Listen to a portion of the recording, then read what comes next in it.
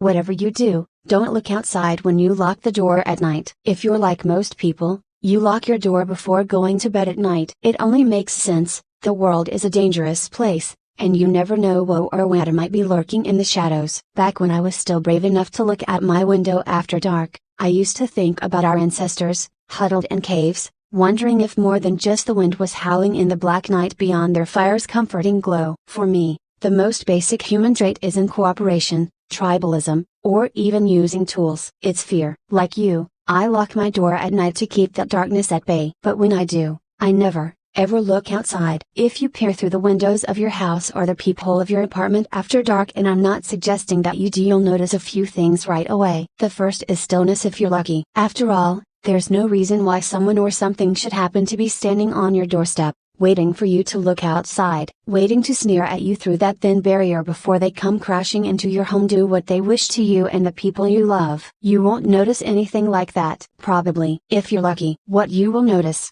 however, are shadows. It doesn't matter whether you're looking out at a carpeted hotel corridor, a freshly trimmed green lawn, or the ugly welcome mat of your neighbor across the hallway, there will always be shadows. And most of the time, they behave themselves. A shift in the shadows, or a shadow where one shouldn't be. That's the first sign that something is wrong, but most people aren't paying enough attention to realize what's changed. It's perfectly understandable. Maybe you're still frustrated by an argument at work, or exhausted from trying to bathe a fussy baby. Given what we all go through every day, why would you notice that the long black shadows of the trees in your yard are stretching toward the dying sunset, instead of away from it? Why would you think that the dark shape flickering above the elevator is anything other than a helpless moth trapped inside a wall lamp? No, after your quick peek outside you probably feel safe. Content: there are no unknown horrors on your porch. No insanely grinning figures are creeping down your apartment hallway, tiptoeing with impossible, exaggerated strides. There are no threats beyond your window,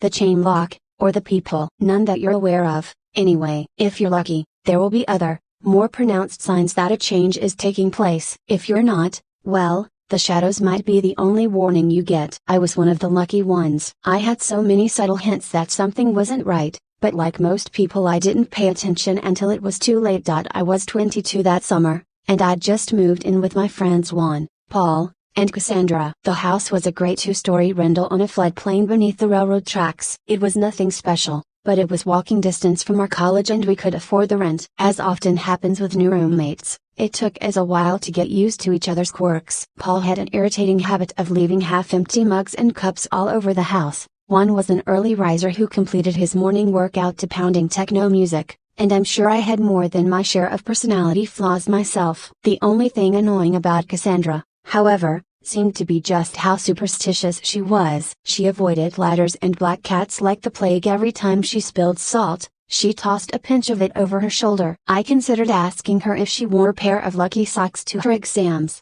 but I decided that I was better off not knowing. It was a windy night at the end of August. One was on a date with a girl from our statistics class. Paul had gone to some fundraiser for his fraternity, and Cassie and I had been left alone in the house. She was studying something at the kitchen table, her frizzy auburn hair hanging over her face. I had just come downstairs for a late-night snack. The wine might not even have been all that severe, but in a rattling, tin-roofed rental house, it seemed it. Before I went to bed, I at least wanted to see how bad it was. What are you doing? Cassandra stopped fiddling with her pen and looked up suddenly. Checking outside? I'm about to lock the door and go to bed. Well, do one or the other. Not both. At first, I thought I'd missed something. Then, with my hand on the door, I got a sinking feeling. This was probably another one of Cassie's stupid superstitions. Why shouldn't I do both? I finally sighed. It's something my grandmother said. She used to say that there are wicked things out there in the dark, searching for a pair of eyes to let them in. There was a long pause. Look, I know it sounds stupid, okay? Just do it for me. It did sound stupid, and I also felt a sudden need to check on my car, which was parked beneath the half-dead sycamore across the street. I figured Cassie would hear if I opened the door, but a quick peek at the long side window while I turned the key in the lock couldn't hurt a broken bar, right? It was a weird night. The trees swayed from side to side like they were performing some kind of macabre dance below them. Plastic bags and newspapers blew by on the uneven sidewalk. The ordinarily comforting glow of the streetlights suddenly looked strangish, flickery and wrong. But at least no branches had fallen on my car. I smirked, said goodnight to Cassie, and went upstairs to bed. Maybe it's just my contradictory nature, but after Cassie more or less forbade us from looking outside when we locked the door, I started finding more and more excuses to do so. I had to check for a package. I'd left a drink on the porch. I wasn't sure if I left the outdoor lights on or not. They all came down to the same thing, trying to figure out just what it was about that evening ritual so familiar to everyone I know that had Cassie so spooked. Juan's theory was that the grandmother story was made up, and that Cassie had been attacked while checking outside her door. Paul, who wasn't exactly a sensitive soul, assumed that she had some kind of mental disorder. I couldn't care less how crazy she is, he sneered one night, while Cassie was out, as long as she pays her share of the rent on time. The problem was, Cassandra seemed less and less crazy to me with each passing day. When I'd check for deliveries before locking the door, I'd get an awful feeling that someone was watching me from the gloom below the trees across the street. I'd notice it again, the way the street lights would seem to dim and change color, the way their shadows would reach out for me like long, skeletal fingers. The hair on the back of my neck would suddenly stand up, but I was sure that there was no one there. Just uneven sidewalks, dewy grass, dark silent houses and those somehow malevolent shadows that seemed to tilt the wrong way. It got to the point that I didn't dare look up from the welcome mat when I checked for packages. I was too terrified of woe or what I might find suddenly standing in front of me. I know I should talk to Cassie about what I was experiencing, but part of me was still convinced that I had freaked myself out over nothing. And another part of the stubborn part just didn't want to admit that she had been right. As it turned out, Cassie was visiting a friend in another state when the danger began to deepen. Once again, I was alone in the house. I had just turned the key when I heard a loud thump against the door. I reversed the lock, pulled open the handle, and saw a dead bird laying on the welcome mat. What the?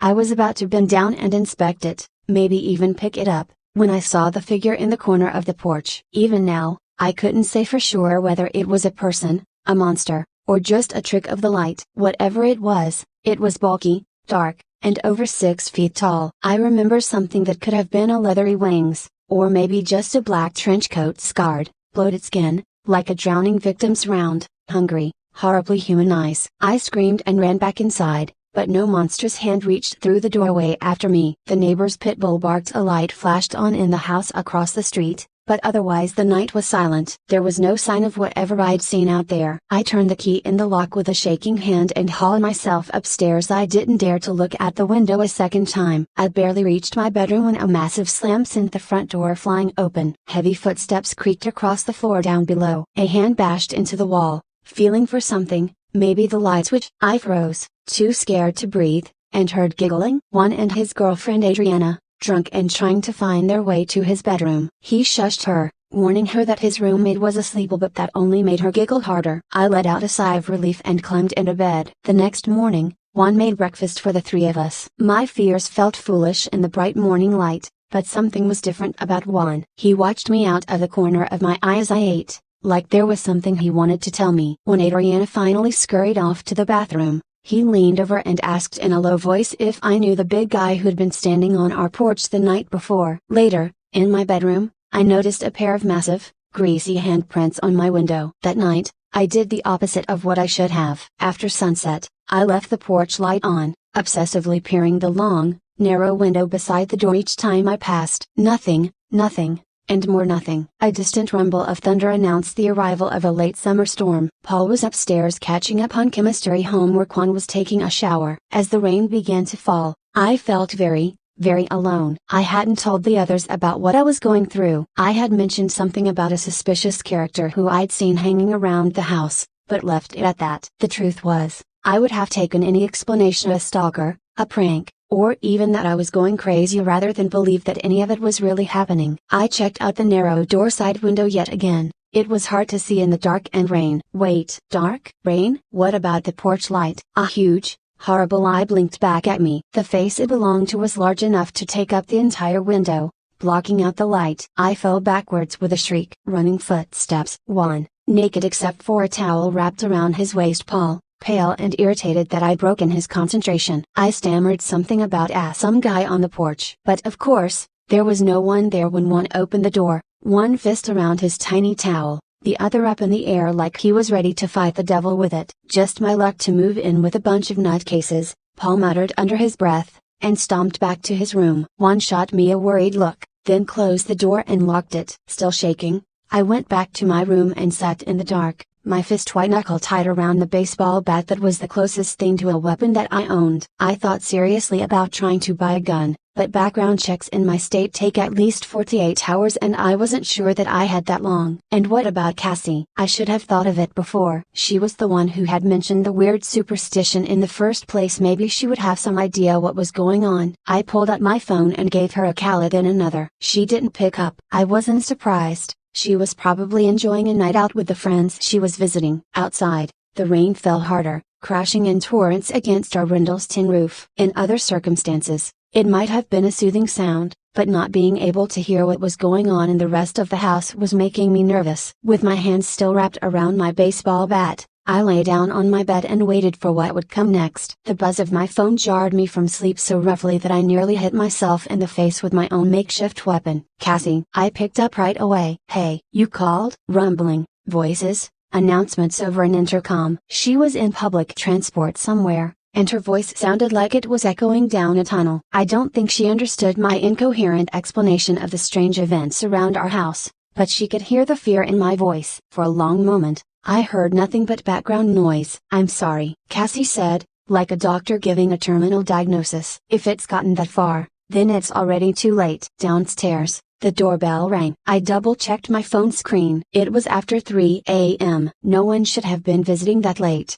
and yet, sounds of movement. Juan. He was actually going to answer it. I gotta go, I told Cassie. But it was already too late. Adriana? Juan muttered downstairs. What are you doing here? I couldn't see what was happening, but I could imagine it. Juan half asleep, a dark shape that looked like his rain-drenched girlfriend shivering on our porch, lit only from behind by streetlights. He opened the door just as I shouted out a warning. 2 heartbeats later, it swung shut on its own. We never saw him again. Cassandra didn't come back to the house after that. Her scanty, second-hand possessions were worth next to nothing, and gave us no clue of who she'd been or where we'd come from. The college refused to help with our search. Her information was private. If there were no signs of foul play, she would simply be filed away with all the countless other students who had suddenly dropped out, with no notification, for reasons of their own. The local police, meanwhile, acted completely unconcerned about Juan's disappearance. During the smoke break they took on our porch, I overheard them joking about how my med student roommate had probably just been deported. I moved out too. Of course. I cared more about avoiding the next horror that might happen in that house than I did about breaking a lease, and I crashed on couches until I found a free room. Paul continued living in the rental, muttering about broken promises and new age crazies. Eventually he got new roommates, and to the best of my knowledge, none of them ever looked out the window before locking the door. Since then, neither have I. There have been a few close calls, sudden sounds that come from just outside my door, almost shocking enough to make me press my eye to the peephole. Other nights, the bell will ring the moment I slide the key into the lock, like something out there is teasing me. The worst, though, are the voices. An elderly woman who I can only assume was Cassie's grandmother. Voices that call my name sweetly from the dark, asking me if anyone's home.